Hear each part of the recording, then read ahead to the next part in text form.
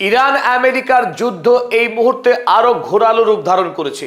America যুক্তরাষ্ট্র ইতিমধ্যেই USS Abraham Lincoln এবং ইউএসএস জেরাল্ড আর ফোর্ড দুটি বৃহৎ গুরুত্বপূর্ণ মার্কিন যুদ্ধজাহাজকে তাদের পুরনো জায়গা থেকে সরিয়ে নিয়েছে আমেরিকা।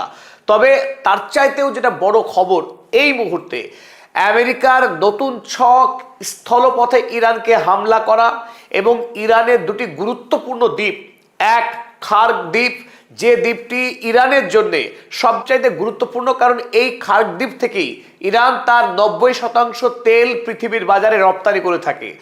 অন্যদিকে স্ট্রেট অফ হরমুজের মধ্যে অন্যতম গুরুত্বপূর্ণ দ্বীপ আবু মুসা। এই দুটি দ্বীপকে আমেরিকা যুক্তরাষ্ট্র স্থলপথে দখল করতে চাইছে, আর তারই লক্ষ্য নিয়ে ইতিমধ্যেই USS Tripoli amphibious assault ship, যে জাহাজ আপনারা ছবিটা দেখছেন, এই জাহাজ ইতিমধ্যেই ডোনাল্ড ট্রাম্পের নির্দেশে জাপান থেকে সিঙ্গাপুর হয়ে ইরানের উদ্দেশ্যে রওনা করেছে। আর মাত্র 3 থেকে 4 দিনের মধ্যেই ডোনাল্ড ট্রাম্পের এই শক্তিশালী যুদ্ধ জাহাজ, যে জাহাজ সত্যি সত্যি স্ট্রেট অফ হরমুজে ঢুকে ইরানকে হামলা করার এক পরিকল্পনা নিয়েই ইতিমধ্যে ইরানের পথে যাত্রা করেছে। আব্রাহাম লিঙ্কন কিংবা জেরাল্ড আর ফোর্ড, এই দুই জাহাজের সঙ্গে ইউএসএস ট্রিপলি যুদ্ধ জাহাজের গুরুত্বপূর্ণ পার্থক্য রয়েছে। পার্থক্য এই, এর নাম অ্যাম্ফিবিয়াস অ্যাসল্ট শিপ। অ্যাম্ফিবিয়াস অর্থাৎ উভচর। এমন এক যুদ্ধ জাহাজ যার দুই কাজে ব্যবহার হয়। এক, জলপথে যুদ্ধের জন্য ব্যবহার করা হয়, তার জন্য যা যা পরিকাঠামো দরকার মজুত রয়েছে এখানে। আবার একইভাবে স্থলপথে কোনো দেশকে আক্রমণ করে সেখানকার যুদ্ধের জন্য প্রয়োজনীয় সমস্ত যন্ত্রপাতি, সমস্ত পরিষেবা প্রদান করবার রীতিমতো পরিকাঠামো মজুত রয়েছে এই ট্রিপলি যুদ্ধ জাহাজে। তাই ট্রিপলি যুদ্ধ জাহাজ যখন ইরানের পথে যাত্রা শুরু করেছে, সারা পৃথিবীতে এই মুহূর্তে হেডলাইন হচ্ছে ইউএসএস ট্রিপলিকে নিয়ে। কারণ ডোনাল্ড ট্রাম্প বিগত কয়েকদিন ধরেই boots on the ground, boots on the ground বলে তিনি হাঁক ছাড়ছিলেন।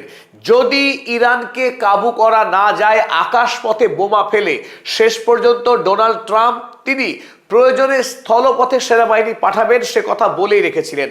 এবার সেই আশঙ্কায় সত্য হতে যাচ্ছে। শেষ পর্যন্ত ইরানের সঙ্গে যে আমেরিকার যুদ্ধ ভয়ঙ্কর রূপ নিতে চলেছে, কারণ ইতিমধ্যেই ইরানে আকাশ থেকে বোমা বর্ষণ করে ব্যাপক ক্ষয়ক্ষতি করেছে মার্কিন বাহিনী, তাতে কোনো সন্দেহ নেই। মৃত্যুর সংখ্যাও বেড়ে চলেছে। ইতিমধ্যেই আমেরিকার কিছু গুরুত্বপূর্ণ কমান্ডারেরও মৃত্যু হয়েছে। এই মুহূর্তে কিছুটা হলেও ইরান যুদ্ধে ব্যাকফুটের চাপে রয়েছে। যদিও ইরানের সামরিক অস্ত্র বা সরঞ্জামের কোনো অভাব নেই, মাটির তলায়, টানেলে, আন্ডারগ্রাউন্ডে ব্যাপক পরিমাণের মিসাইল এবং ড্রোনের মজুত রয়েছে।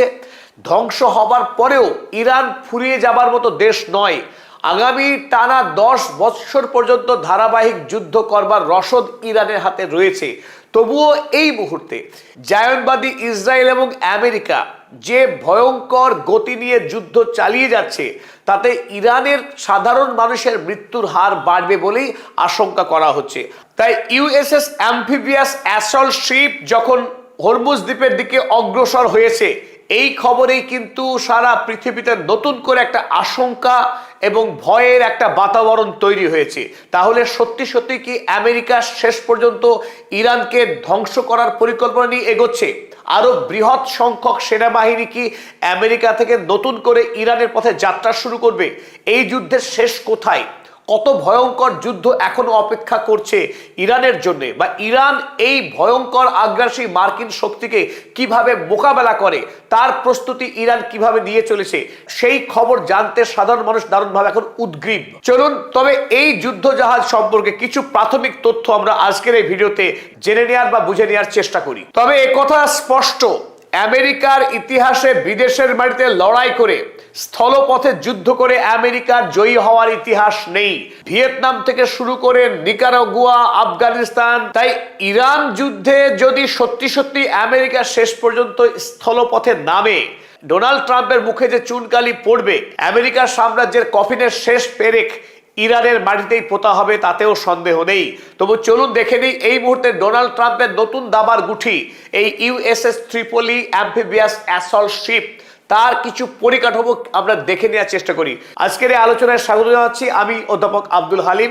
পদাতিক চ্যানেল যদি এখন আপনারা সাবস্ক্রাইব করে না থাকেন তবে সাবস্ক্রাইব করবার অনুরোধ রইল।